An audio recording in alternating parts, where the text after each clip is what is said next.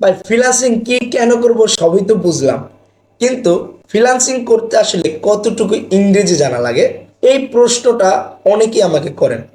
এবং আরও একটা প্রশ্ন থাকে যে আসলে ফ্রিল্যান্সিং কোন বয়সের মানুষে করতে পারে। আমার ছেলে মেয়ে তো ছোট, বা আমি তো অনেক বৃদ্ধ, বা আমার বয়স তো বেশি, বা আমি জব করতেছি, আমি কি ফ্রিল্যান্সিং করতে পারবো কিনা, এরকম নানান রকমের প্রশ্ন থাকে। তো ফ্রিল্যান্সিং করার জন্য আহামরি একেবারে জাহাজ হওয়া লাগে না, একেবারে অনর্গল ইংরেজিতে যে কথা বলতেই হবে এমনও কিন্তু না।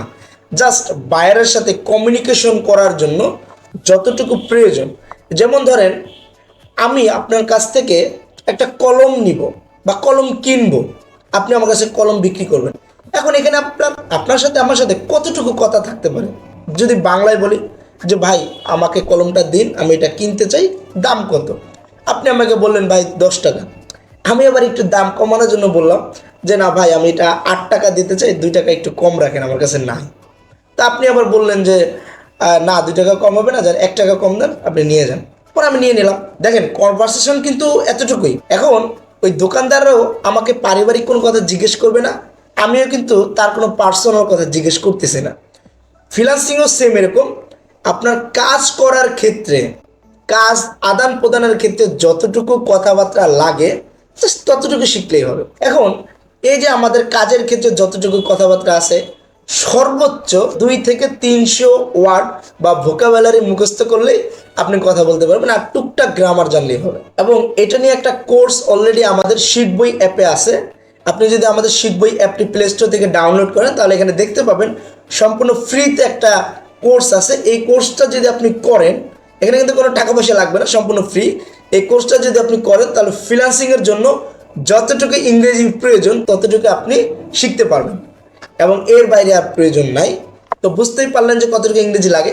এখানে আরেকটা বিষয় আছে, যারা একটু আগের ফ্রিল্যান্সার বা আমার সময়কার বা আমারও আগের সময়কার, তখন কিন্তু ইংরেজি ততটা লাগতো না, তখন ফ্রিল্যান্সার ছিল কম।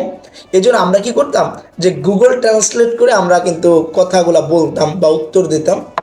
কিন্তু বর্তমানে ফ্রিল্যান্সার বেশি হওয়ার কারণে আপনি যে গুগল ট্রান্সলেট করবেন, তার কথা ট্রান্সলেট করে বাংলা বুঝবেন, আবার আপনারটা বাংলায় লেখা আবার ইংরেজিটা তাকে পাঠাবেন, এই এত সময় কেউ নষ্ট করতে চায় না। ওই সময়ের মধ্যে আরেকজন তাকে নক দিয়ে দেয়। এই জন্য ফ্রিল্যান্সিংয়ের জন্য যতটা বেশি স্কিল জরুরি, তার থেকেও বেশি ইংরেজি জরুরি। তো আশা করি সবাই বুঝতে পারছেন।